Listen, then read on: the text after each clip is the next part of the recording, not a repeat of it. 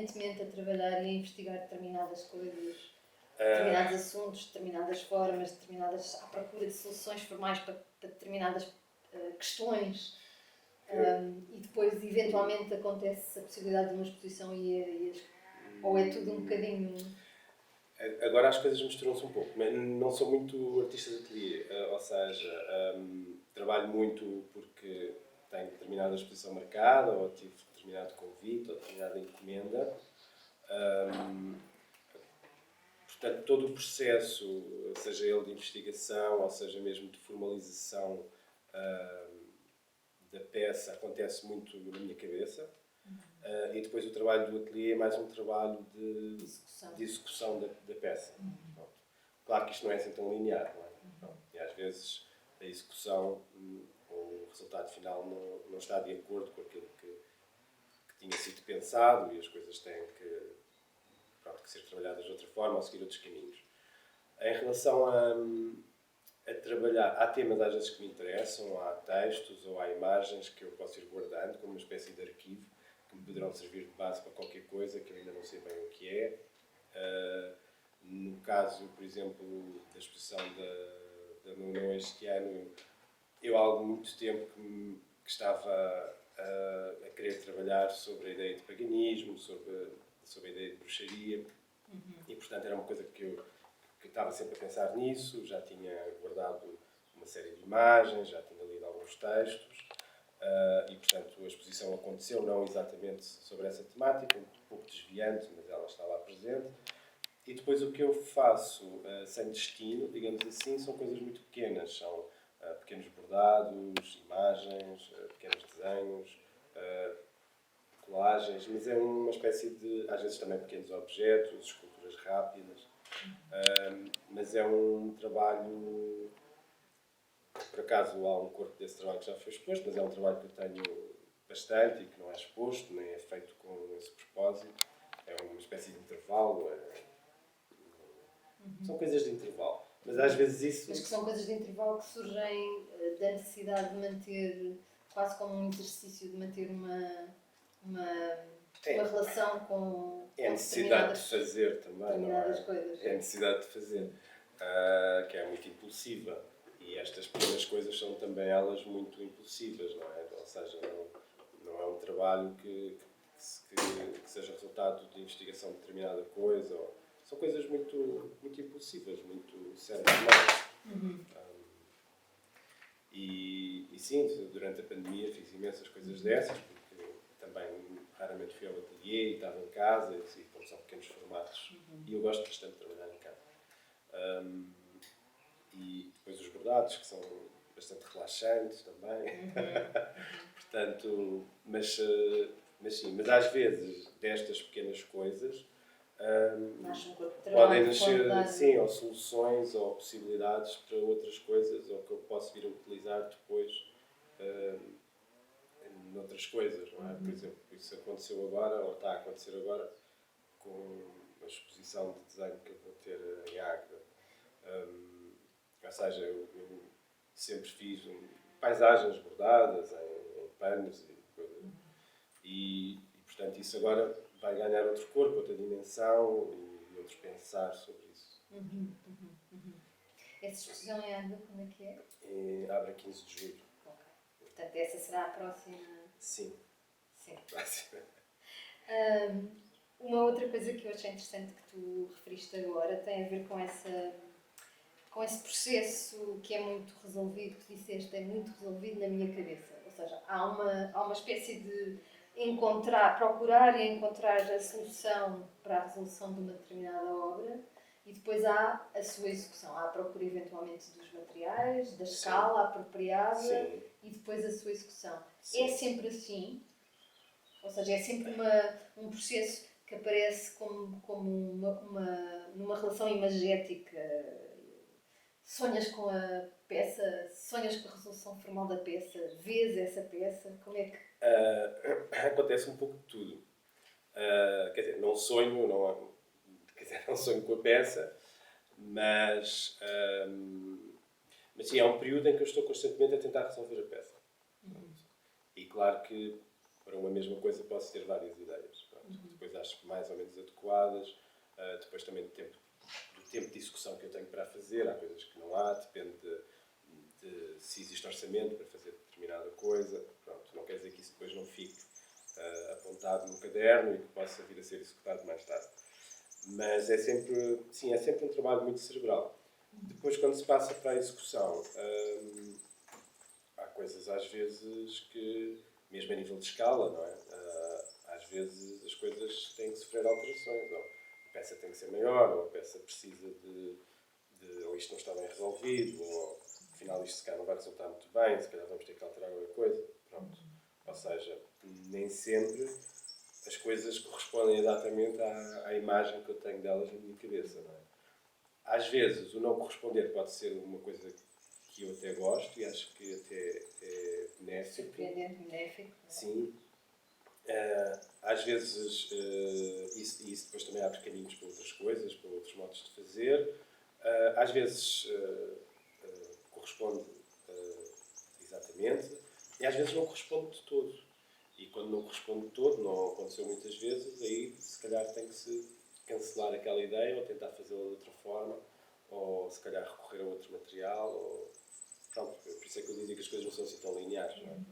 E a relação do espectador com o teu trabalho também é muito uma observação de aspectos de manualidade, que dependem muito do fazer. Tu deixas muitas vezes essa presença da marca da mão, os bordados, as linhas, as pinceladas da aplicação de determinados materiais, as costuras, enfim. Sim. Ou seja, é como se esses processos que são resolvidos de uma forma muito cerebral, como tu dizias, não é? Estão muito claramente resolvidos na cabeça, quando passam para a execução ainda assim não são maquinais, não são processos que dependam da produção industrial ou... Sim. São processos que tu, por norma, controlas em absoluto ou tentas sim, controlo. trazer para o teu âmbito. Sim, quer dizer, claramente, sim, eu gosto da manualidade e gosto que as coisas tenham esse aspecto de manualidade, por mais que elas às vezes possam ter quase um aspecto seriado pela quantidade, ou às vezes até mesmo o mesmo objeto repetido várias vezes. Mas isso, ou seja, o processo de construção é visível. As coisas têm que ser bem feitas, isso claro que sim, têm que ser bem feitas. Mas é isso, é deixar as linhas, por exemplo, agora como estou a trabalhar nisto, estou a falar disto, mas para esta exposição de desenho em Águeda, são uma série de bordados, isso são as cadeiras bordadas, e eu deixei as linhas de propósito, ou seja, e quando estás de lado ou de costas, tu vês as linhas do bordado, e quis fazê-lo, não quis... Isso imprime, por um lado, uma ideia de algo que não está acabado, por outro, acentua essa ideia de processo e de construção que me interessa. E depois há uma história da minha infância que eu tinha numa aula de trabalhos manuais, tinha que fazer um bordado, uma almofada, uma coisa de almofada, já não me recordo exatamente. Pronto. E pronto, que tinha que ser executado, eu faço bordado, mas eu não tenho formação, quer dizer, eu não sei fazer desta ou daquela maneira. Pronto. E aquilo tinha que ser executado de certa forma e aquilo tinha que ser tudo rematado. E eu, que era um bocadinho de trapalhão, não rematei nada. E então aquilo no interior da almofada estava uma cabeleira, não é? Que é exatamente o que eu faço com os meus trabalhos. Só que essa cabeleira de repente é visível e é fina. Mas essa cabeleira, e eu achei aquilo bonito, aquela cabeleira. Pronto, mas aquilo estava incorreto, eu estava a aprender e, portanto, senti-me muito mal e fui quase envergonhado à frente dos meus colegas por ter aquilo naquele estado. Mas também é um bocadinho ver beleza nas coisas não acabadas. O avesso das coisas. O avesso, esse na ruína, no caos, é um bocadinho ver beleza nessas coisas também. Pronto, se bem que falar de beleza vale o que vale em arte, mas é um pouco isso. Pois porque é essa presença, como eu dizia há bocadinho, essa presença da mão, de alguma coisa que passou pelo teu corpo e pela forma como ele se aplicou para produzir aquele resultado, é uma coisa que é visível, é permanentemente visível e que faz parte da história da peça. como se imprimisse uma camada adicional de sentido, além daquilo que ela é à distância. E isso é muito curioso. E é muito curioso, e se calhar podemos entrar numa das exposições, podemos falar se calhar daquela exposição da Brutéria, que era uma exposição, dizias-me tu, que já estava pensada para um outro contexto há 3 ou 4 anos. Sim, ela tinha, portanto, foi uma exposição que surgiu do convite da Elsa Garcia, que foi uma vez foi ao meu ateliê e viu que eu tinha uma série de máscaras e ficou muito curiosa e muito interessada naqueles trabalhos e fez-me a proposta de fazer uma exposição única e exclusivamente com máscaras. Eu concordei. Na altura havia a possibilidade de fazer esse projeto numa galeria que, entretanto, encerrou, antes da pandemia. E o projeto foi ficando. Pronto, também aquele período de 2 anos não aconteceu assim tanta coisa. E quando surgiu agora a hipótese de fazer na Brutéria, voltámos a pegar o projeto, tivemos que o reformular, porque as características do espaço eram outras. E eu propus-me a fazer algumas máscaras novas, porque eu começo a fazer as máscaras em 2011, se não me engano. Faço 2 exposições em que apresento bastantes máscaras, uma em Lisboa e outra no Porto. E depois, ocasionalmente, eu ia fazendo. Aqui propus-me a fazer coisas novas, porque achei que fazia sentido. Havia outras que nunca tinham sido mostradas, que eu tinha feito outros anos. E depois há também uns desenhos que não eram supostos estarem na exposição, mas são desenhos que ela encontrou. Não, os feitos são fotografias. Pois. Eram desenhos de máscaras também, eram bordados, depois eram pintados, eram furados, eram costurados, enfim, uma série de coisas. Tinham só a característica de que eu uso o avesso dos bordados e não o direito. Aquela ideia de que estamos a ver o interior da máscara. E pronto, eram daqueles tais trabalhos que eu ia fazendo nos intervalos. Pronto, mas a Elsa gostou muito, insistiu muito para que eu mostrasse os desenhos, eu mostrei os desenhos e até acabou por dar algum ritmo à exposição e não ficar só uma coisa de máscaras. Pronto, também são máscaras, mas são outro modo de fazer. E a exposição fez, pronto, a Brutéria tem 3 espaços, tentou-se incutir a cada um dos espaços uma narrativa, se quiser, diferente. Temos uma peça suspensa que tem um espelho, porque inicialmente tínhamos pensado a exposição ser toda espelhada, do chão ao teto, com os pelinhos, tudo.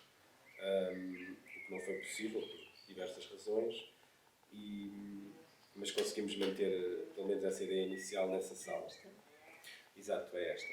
Portanto, isto é uma espécie de saco de boxe, não é? Que também ela é uma máscara. Também ela é uma máscara.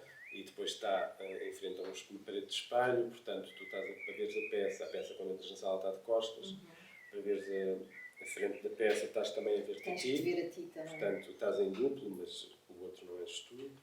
E há uma peça sonora que encomendámos ao Paulo Lourenço, que assina com... Eu não consigo dizer o nome da assinatura dele artística, porque é o número de cartão de cidadão dele. E que pensou-se inicialmente que poderia estar na exposição toda, depois achámos que funcionaria bem só nesta sala, que está obscurecida, e portanto aqui faria sentido. Diz-me também uma coisa agora a propósito, tu referiste que começaste a produzir estas enfim, máscaras em 2011, por aí, em função de um projeto, creio eu, que teve por base uma bolsa de investigação da Fundação Carlos Gulbenkian. Sim.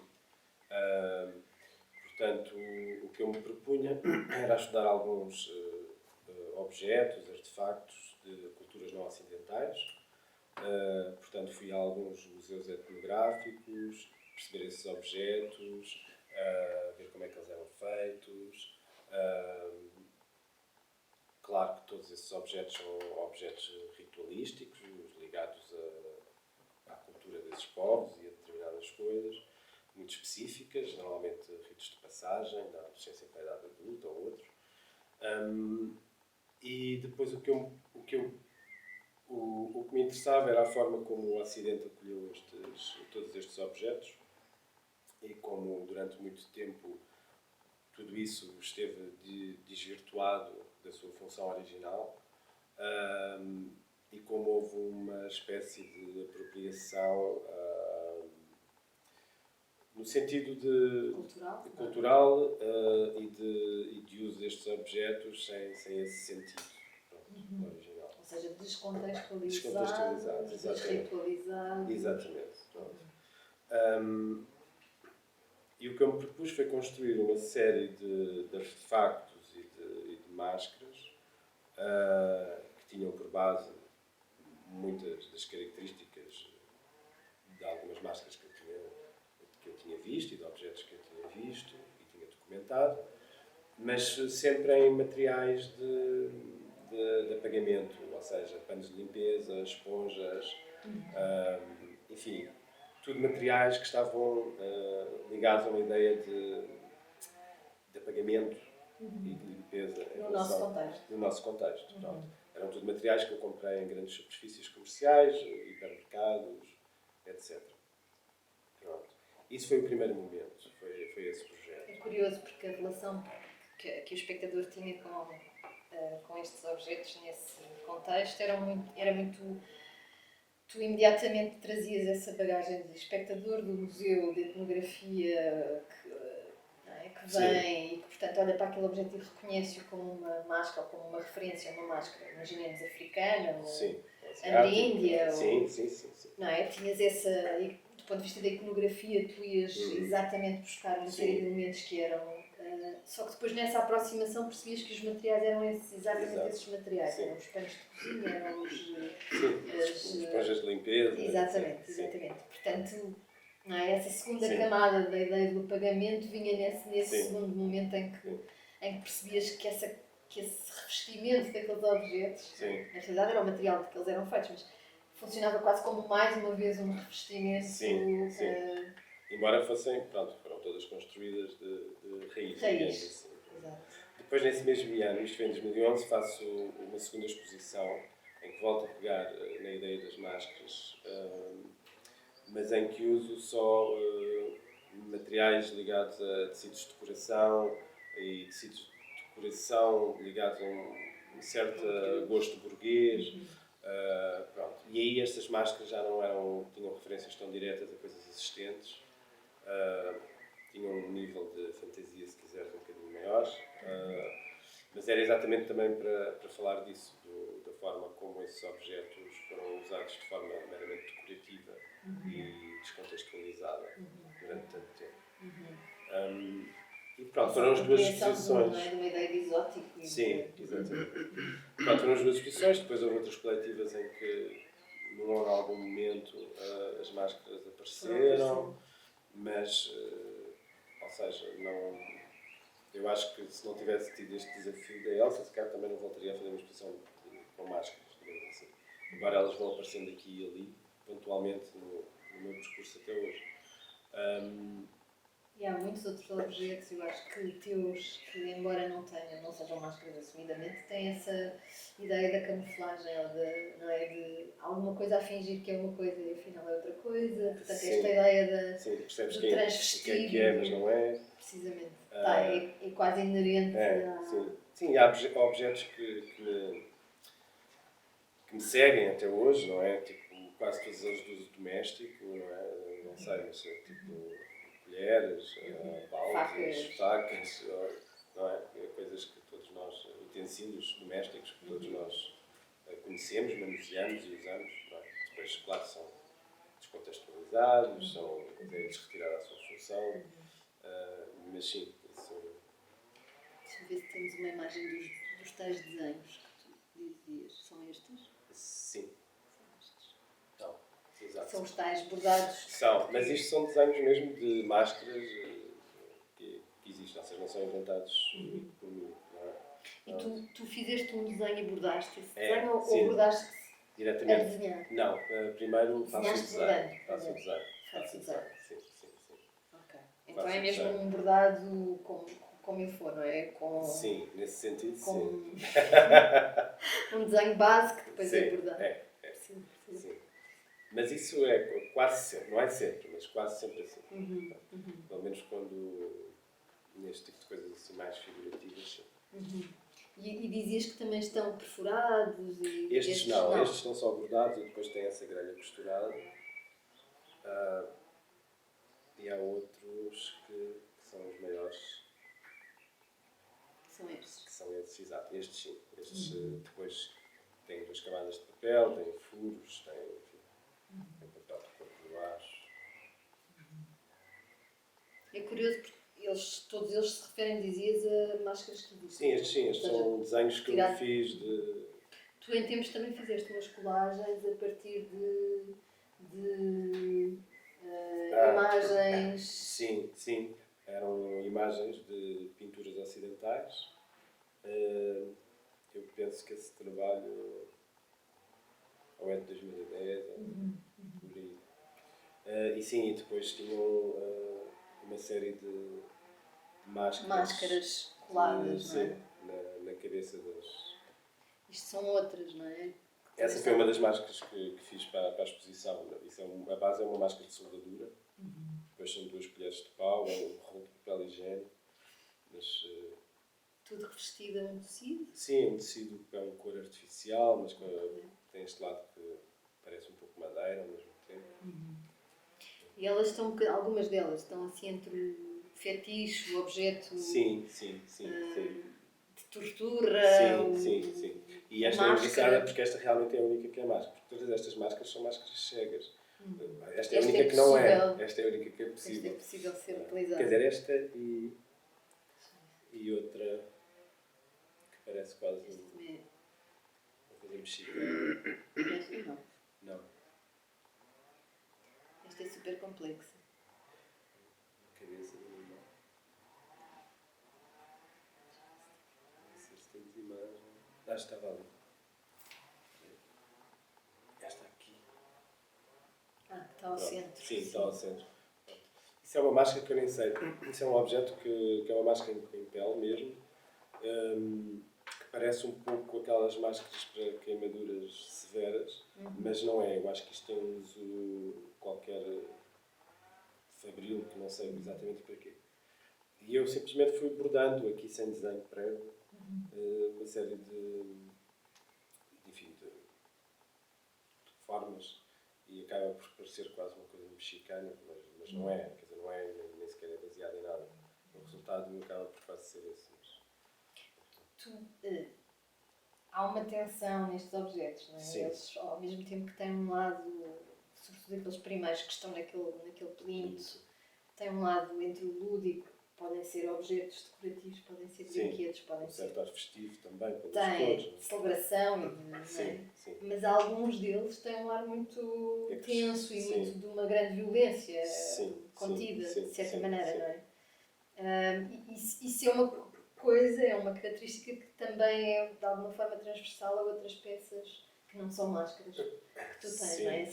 Essa tensão, no fundo conseguir construir um objeto, uma forma que consegue conter toda essa tensão e essa agressividade. Sim, quer dizer, também passa por um gosto pessoal de certas coisas, não é?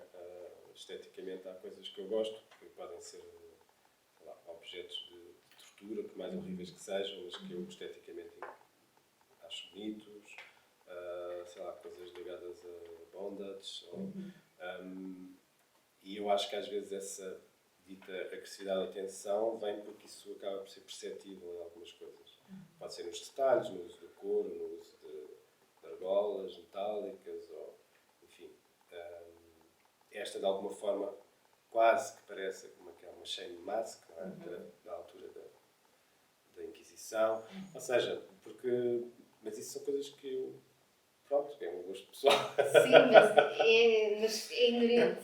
Sim. É um gosto pessoal, mas que é muito... que está lá, que passa muito para... E nesta sala, por exemplo, era uma coisa que sentias nos objetos e era uma sala muito clara e muito, Sim. as coisas estavam muito organizadas e muito arrumadinhas, mas Sim. essa tensão estava lá. Era mais evidente na sala do espelho, por exemplo. Sim, essa eu acho que acaba por ser a sala mais dura. Não é? Claro. Que já mostrámos há bocadinho, não é? Sim, acho que sim. É esta, exatamente. Sim. Não, é esta.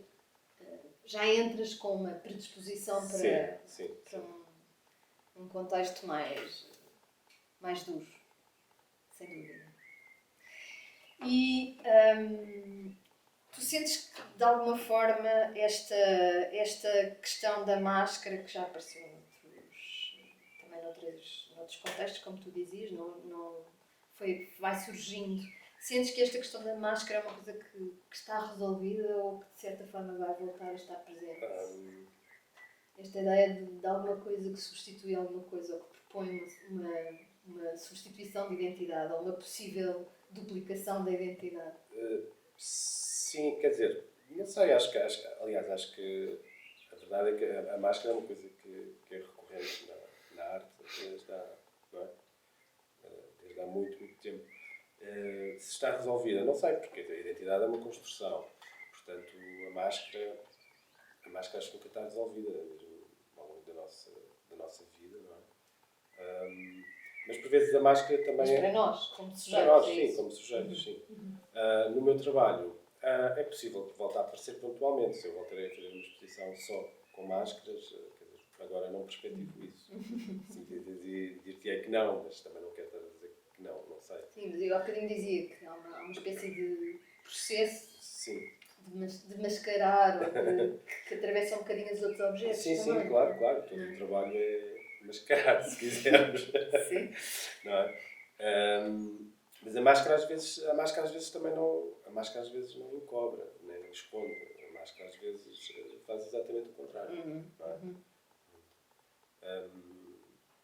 Mas, pois, neste momento acho que não. É curioso estarmos a falar sobre máscaras num contexto, quer dizer, aqui em Torres Vedras, não é? Onde a questão do carnaval, é tão marca tanto este contexto e este território, e as pessoas também encaram tanto a questão da máscara e desse momento do carnaval como um momento especial Sim, uma grande festa pagã. E de agarrar outras possibilidades de outras identidades, sim. de se construírem de uma forma, num contexto de espetacularidade e de celebração diferente daquilo que é a sua participação na vida social do ano inteiro. Então agora se calhar falávamos, tu enviaste-nos estas imagens destas outras exposições. Queres falar um bocadinho sobre... portanto, esta exposição chamava-se Promenade ao Deserto. Foi uma exposição que eu fiz para a sala de exposições temporárias do Museu nas Caldas da Rainha. O Museu de Valpinheiro. De Valpinheiro ou Malhoa? Não, José Malhoa, desculpa. E, portanto, era um fragmento, digamos assim, era uma paisagem, não é? É uma paisagem que tinha alguns elementos que nós reconhecemos imediatamente como ligados à ideia de deserto, não é? Um tronco, um crânio de animal, mas que depois tudo isto saía dentro de um grande caixote de lixo e tinha outros elementos mais ligados a uma ideia de civilização, garrafas, garrafões e uma bota, etc.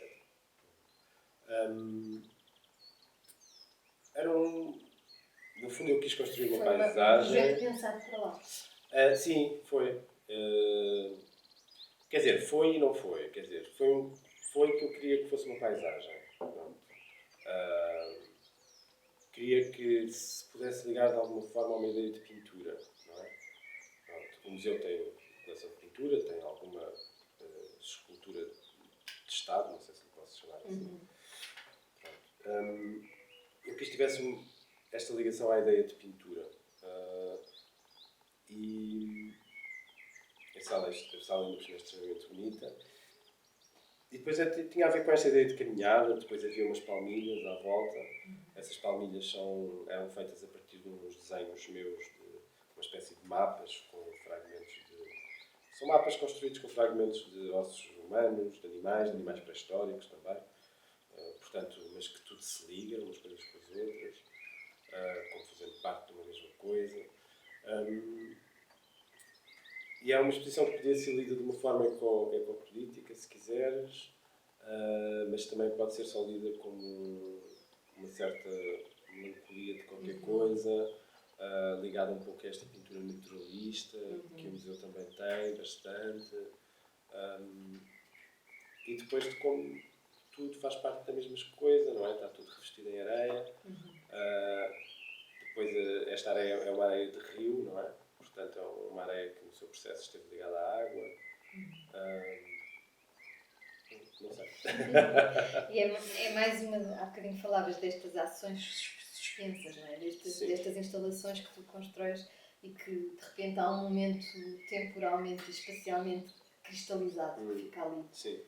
Isso acontece também na exposição que vamos falar a seguir, de outra forma. Mas este é mais um desses momentos, não é? Dessas ações, deste tempo que ficou cristalizado e que para o espectador há esta coisa, esta proposta de cruzamento entre tempos também, não é? O caixote de lixo, de repente há uma ideia de arqueologia, de um passado que afinal não é tão passado. Exato. E portanto tudo isto também sai dentro deste caixote, não é? O caixote é aquilo que nós...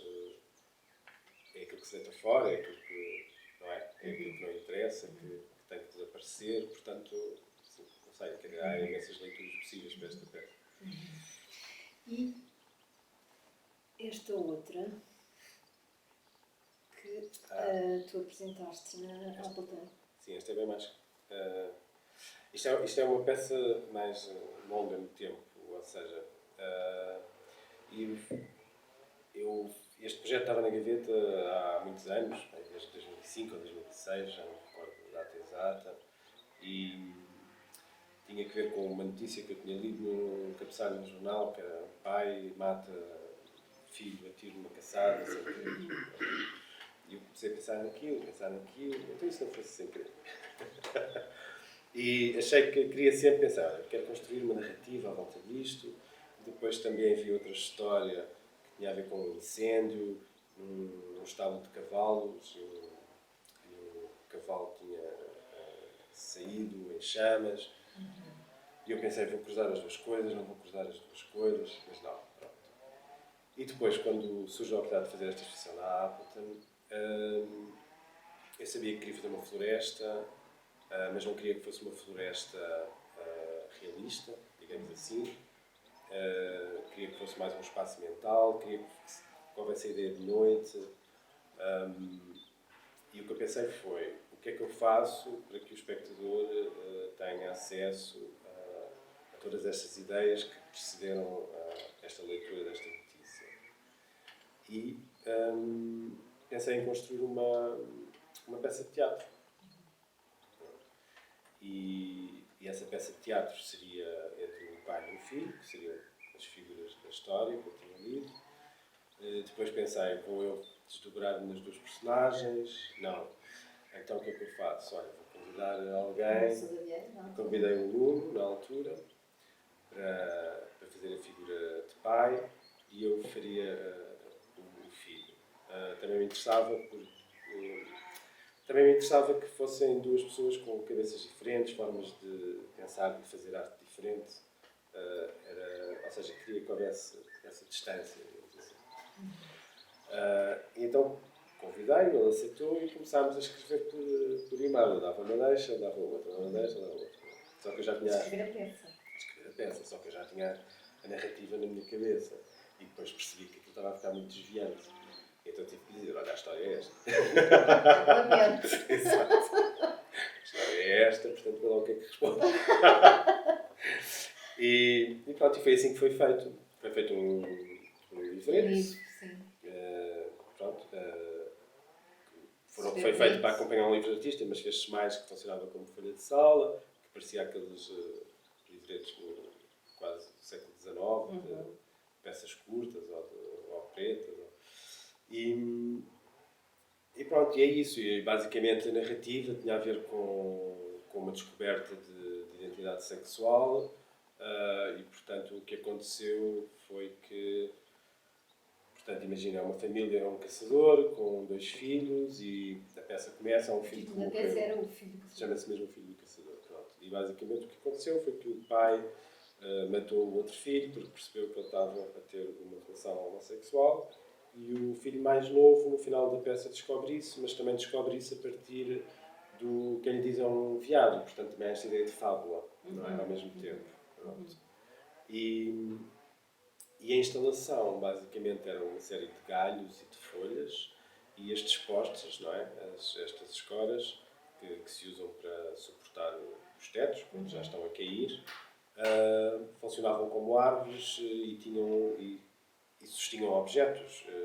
Objetos que normalmente objetos de casa, uma tinha um pedaço de corpo, portanto, e era uma floresta, mas ao mesmo tempo também era uma casa. E havia uma máscara também, ou não? Havia uma pele, uma fotografia de uma pele. Sim, é uma pele que é uma máscara e é uma fotografia em negativo dessa aliás, que era uma imagem de divulgação da exposição. Da exposição. Era muito tensa essa também. Sim, sim.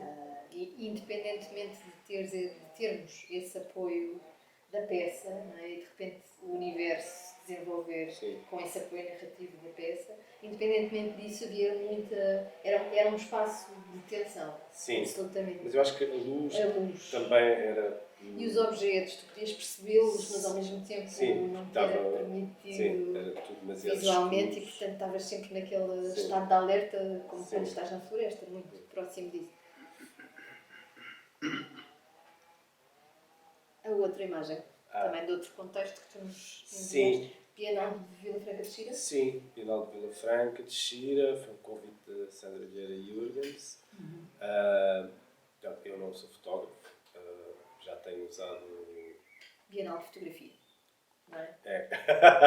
Já tenho usado imagens, como essa fotografia da máscara, como fiz agora mais recentemente na Nono também. Mas, pronto, muitas vezes o que eu uso é imagens apropriadas, mas esta exposição em específico também estava muito ligada a essa forma de usar o suporte fotográfico de outra maneira, através de imagens de arquivo ou fotografia mediada, etc. Esta peça são tudo fotografias nos anos 50, particularmente em Hollywood. Houve uma moda de fazer filmes e usar chimpanzés, não só chimpanzés, mas sobretudo chimpanzés, no cinema e na televisão, que mimetizavam o homem e ações humanas. Pronto. E são tudo fotografias que eu fui retirando. Vestidos, inclusive. Sim, todos vestidos. E muitas fotografias, talvez que funcionassem para postais, sei lá, de personagens, de figuras, a jogarem ténis, ou a fumarem um charuto, pronto. E são tudo imagens dessa época, que estão colocadas numa mesa, como se fosse, sei lá, uma grande mesa com retratos de família. Não é? A peça é toda neste verde militar, não é? E a peça chamava-se, se eu não me esqueço, que é o título do filme do Douglas Sirk, Imitation of Life. Pronto.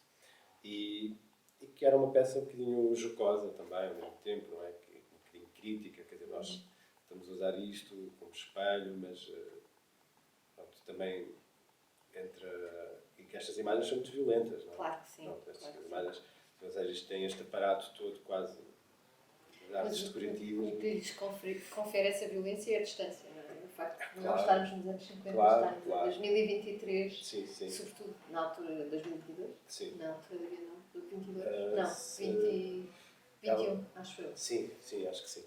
Ela não aconteceu no ano, passou para o ano seguinte, acho que foi assim. E sobretudo a forma como tu as dispões nesta lógica não é? Sim, porque familiar, demasiado familiar.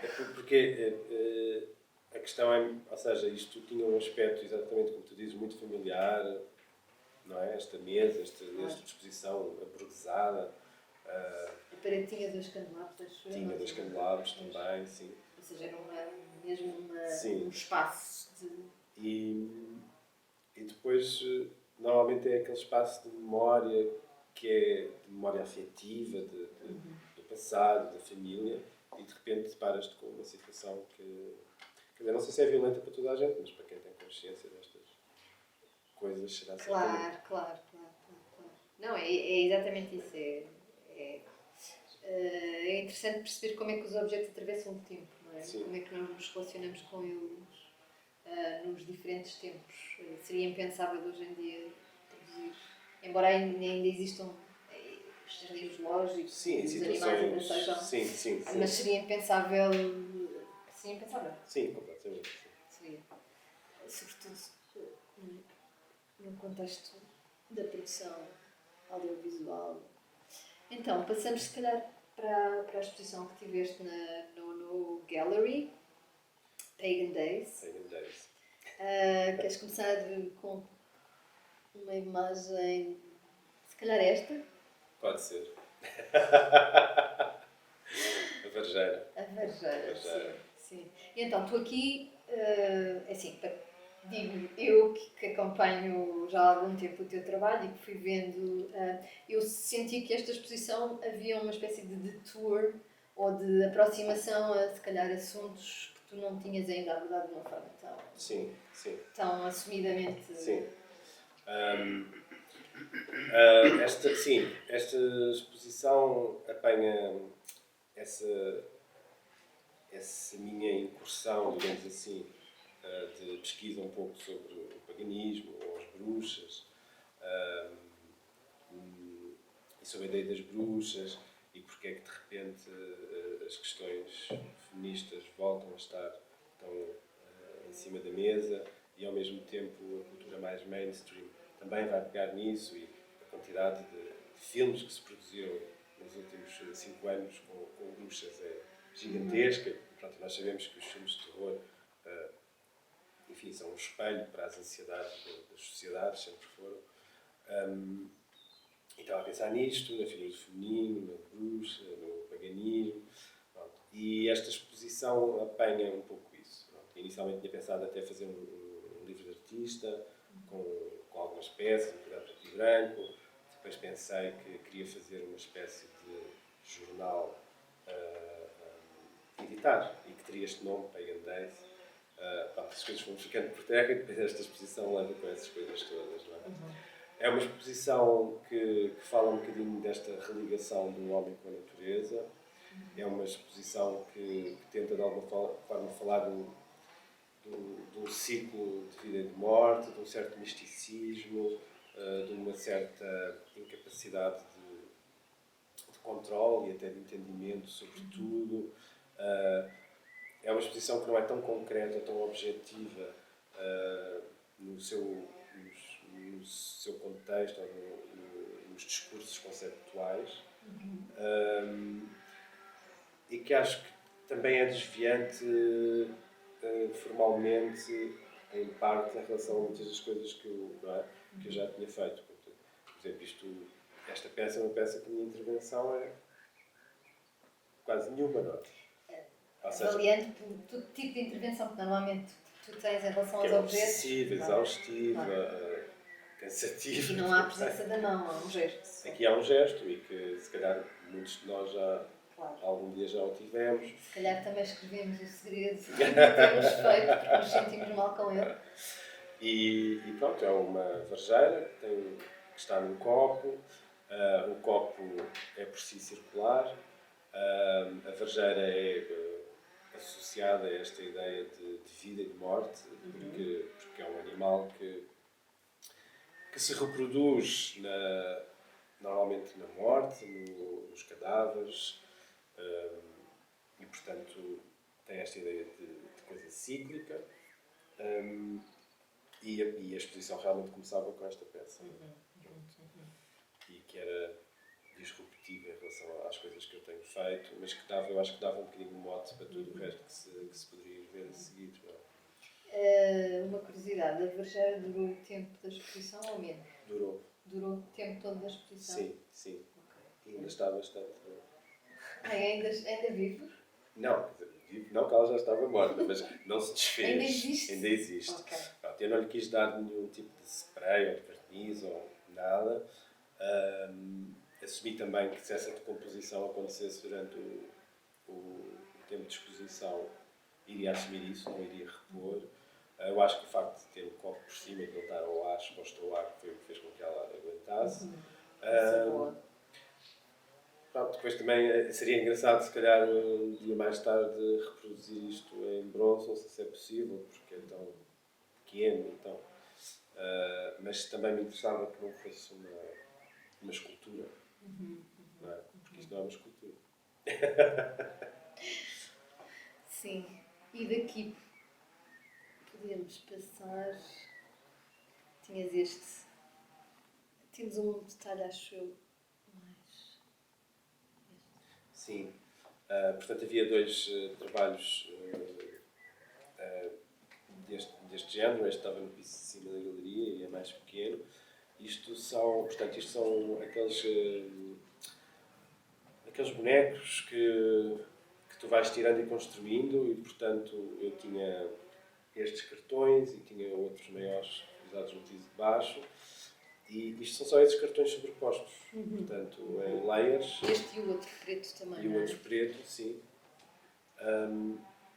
E que criam estas formas. Também. É Sim, aquilo que está ali. sim.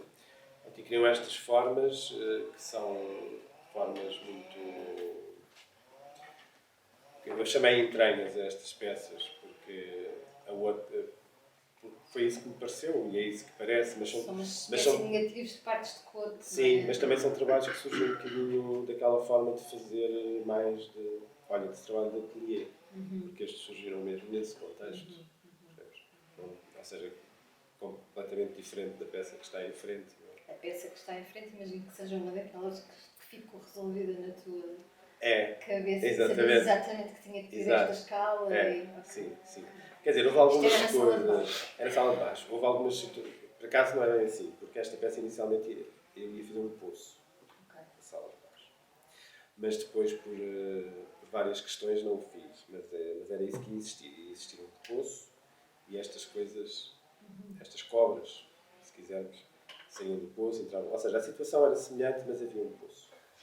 Pronto. Ainda hei de fazer o poço, noutra altura, de outra forma. E esta peça está feita mais ou menos. Tem grandes semelhanças com aquela da areia, que vimos há pouco. É quase um baldio, não é? É quase um baldio, mas de repente ao mesmo tempo parece um polvo, parece um monstro. Estas serpentes habitam este baldio, estão a sair de dentro, estão a ir para dentro. Portanto, a peça também vive desse jogo de entrada ou saída. Ao mesmo tempo é quase um altar, uma zona ritualística, não sei. Depois a peça é toda feita em tecido de cobre sintético. Ou seja, essas referências, o negro, as cobras, o tecido de cobre sintético, não é? De repente, esta ideia de um mal. Quer dizer, é mau ou não é mau? Mal ou não é mau? Ela tem realmente este ar um bocadinho desagradável. Mas eu acho que é por causa das serpentes, digamos assim, mas são serpentes sem cabeça também, ou seja, não têm nem princípio nem fim. E esta ideia de que falaste há bocadinho do espaço de um baldio. Sim. De que maneira é que tu recuperas esse universo desses lugares meio... Isso já é muito comum nos meus trabalhos anteriores, não é? Mas eu, antes desta exposição, passei algum período de tempo da minha vida em que fazia um percurso de carro em que passava por muitos terrenos com esses lugares, ou seja, que não é cidade, mas também não é campo, é uma coisa híbrida entre as duas coisas. Não tem propriamente uma função também, são espaço público, mas não é espaço público utilizado a que foi dada uma função. Sim, mas também ao mesmo tempo também ela Mas ao mesmo tempo tem uma identidade fortíssima, percebes? Ou seja, são aqueles espaços que depois acabam por ter uma identidade muito grande e que tu encontras muito similares, em que se despejam coisas, despejas um bidon, despejas, sabes? E que são muito próximos em todos os contextos urbanos, não é? Sim. E esta peça também passa um pouco por esse imaginário dessas paisagens. Desses territórios Sim. que são também uma espécie de território de passagem, não é? Onde pode acontecer muita Transição. coisa que tu não, Sim, transição. não controlas, não dominas, não conheces. Sim. Esta. Era um É um desenho, não era? É um desenho, um espelho, que tem uma frase que é retirada de um poema do Dylan Thomas, que ele escreveu quando o pai dele morreu. Eu não usei a frase exatamente da mesma forma, abreviei-a, mas pronto, mas está. O título da peça diz que é a partir do poema. E que é Do Not Go Gentle into the Night, é a frase que está escrita aqui. O original é Do Not Go Gentle into that Good Night. Eu quis tirar o That Good, já porque não queria que fosse exatamente igual ao poema de Dylan Thomas, e depois porque só noite fazia mais sentido. Ela está colocada, portanto a galeria tem esta característica arquitetónica, tu desces, não é? Portanto desces, neste caso, para um submundo qualquer, com aquela peça negra. E depois esta ideia também, a noite é um território de invisibilidade, porque esta exposição também está muito ligada ao visível, não é? Aliás, o desenho grande cá de cima chama-se ângulo morto, que é quando não temos visão de algo quando ela está lá. A partir desta questão da noite. E depois há a questão das pedras, que é o que vemos ou não vemos, ou o que é possível ver.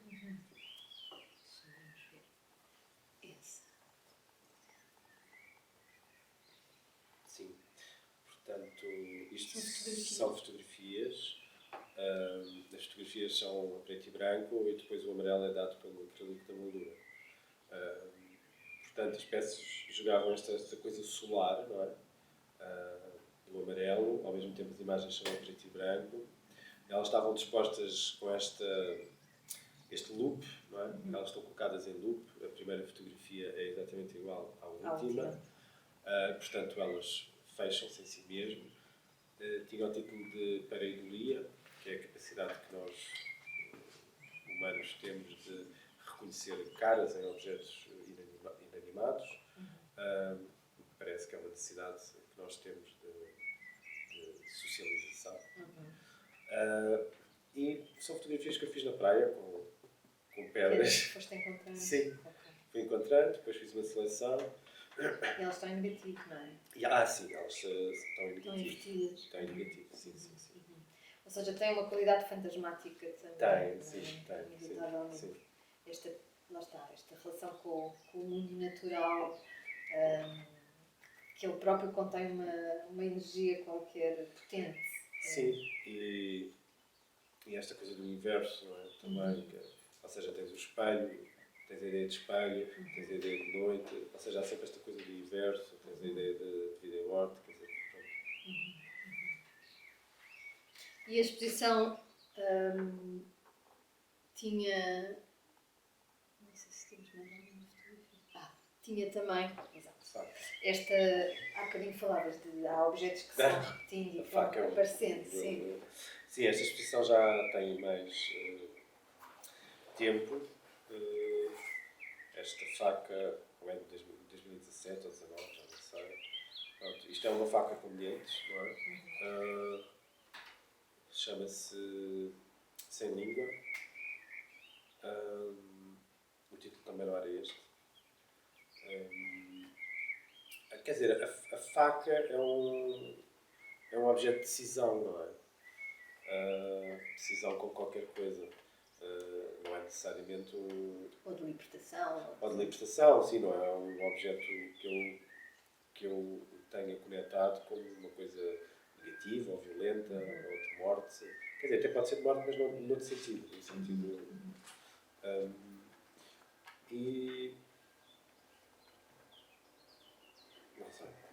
É um objeto que eu gosto. Não, ele vai reaparecendo, é verdade. E vai reaparecer. Sim, mas ele aqui era branco e tinha Sim, assim fundia-se com a parede. uma presença quase invisível, mais uma vez. Estava não é? colocado a uma altura que não era a altura nem dos olhos nem da mão. Exatamente. Portanto, não tinha essa carga, não era exatamente para ser vista num primeiro momento, não se impunha à tua... Sim. Era qualquer coisa em que tu reparavas, quase como, lá está, como uma imagem fantasma que está ali no canto do olho. Muito bem. Eu acho que já falámos sobre imensa coisa. Não sei se alguém tem alguma pergunta ou se tu queres acrescentar mais alguma coisa ao que dissemos sobre as duas exposições. Não, acho que... Agora estás entusiasmado com a produção desses bordados. Sim. Vais apresentar em Agda. Sim, dia 15. Pronto, agora é isso. Alguém tem alguma pergunta? Aqui? Eu achei curioso essa ideia de baldio. Estava a pensar, estavas a dizer que preparas as coisas e depois vais para o ateliê executar, não sei se é uma palavra assim muito, se é isso mesmo, mas depois deve haver muita surpresa Claro. porque, não sei, na tua cabeça deves fazer planos e se calhar até imagino que te rires muito quando fazes associações meio estrambólicas de objetos, de garpos que fazem de olhos e etc. Sim. Mas depois, quando eles estão juntos, aquilo também tem esse lado. Acho que tem sempre um duplo sentido. Provoca o riso, mas também provoca uma reação um bocadinho. Não é de repulsa, mas de. Às vezes sim. De afastamento, não é? Isto aqui é um bocado. Mas o baldio pronto, é uma ideia engraçada, quer dizer, o baldio é as pessoas deitarem entulho para o meio da estrada não devem fazer, mas aquilo faz umas composições muito estrambólicas, não é? Sim, faz. Isso deve ser muito divertido olhar para os baldios. Sim. Deve inspirar bastante. Eu faço muitas composições que advêm desse olhar sobre essas coisas, não é? São coisas que se agregam e transformam-se em seres. Tem uma bota, mas um palco tem uma garrafa, ou sei lá, outras situações que quer dizer, não são invenções minhas, vêm dessas coisas que acontecem casualmente. Ou seja, elas não são construções pensadas, não é? Quando as pessoas fazem isso... Ninguém vai lá fazer uma composição equilibrada segundo o retângulo. Sim, mas eu gosto muito disso, desse tipo de construções. Pois eu também associo muito o teu trabalho Bom, tem esse lado encenado também dessa construção de lugar, mas também de desastres e de representações clássicas de desastres que nós temos na cabeça, de jangadas de Medusa e por aí fora, não é? Há um lado de desastre, quer dizer, há um lado cómico e depois de repente temos a dureza do desastre à frente, não é? Sim, concordo. Não era uma pergunta, era uma observação. Da iminência, muitas vezes tu olhas para este tipo de instalações que tu fazes e ficas com a sensação que acabou de acontecer. Essa coisa da iminência. Acabou de acontecer aqui qualquer coisa. Alguém despejou, alguém trouxe, alguém misturou. Sim, é verdade. Outras vezes tem um caráter já de uma coisa que aconteceu há imenso tempo. Aquela instalação com a areia, não é? Remete para essa coisa pela qual já passou o tempo. Sim, pelo material. Esta outra... Como é que se chama esta? O título desta do Pagan Days, aquela com os serpentes. Agora não me lembro. Mas é um nome científico para a mudança de pele nos animais. Agora não me recordo. Também não me lembro. Vi na Folha de São Luís, já não lembro. Mas essa, por exemplo, tem outra coisa. Consegue... Percebes? Parece que ainda está em movimento. Há ali qualquer coisa que está permanentemente em... Sim, mas eu acho que também tem a ver com a dinâmica daquelas formas. Sim, sim. Também. Sim, mas ajuda. Não sei. Ajuda, não só, mas ajuda. É curioso. Algumas são essa coisa muito cristalizada de paragem no tempo e no espaço, não é? Não sabes. E outras não. Outras mantêm uma energia vibrante. Sim. E esta tinha essa muita energia vibrante. Sim. Mística. Muito bem. Mais alguma questão? Não? Ok. Então, obrigada, Pedro. Obrigado, Ana. Muito obrigada aqui Obrigado. por esta conversa. Obrigado. E obrigado à Ana que nos E à emprestou- Ana, que nos facilitou aqui a instalação do equipamento. Exato. Nos permitiu que fizéssemos isto em direto, porque senão não seria possível. Exato. E obrigada a todos que estiveram a assistir. Encontramos-nos no próximo mês com um novo convidado. E obrigada. Obrigada. Partilha. Terminar agora. Partilhar. Vai ficar, que eu até te perguntei para a Catarina, vai ficar disponível no YouTube, né? Agora No no Insta. Insta. No Insta. No Insta.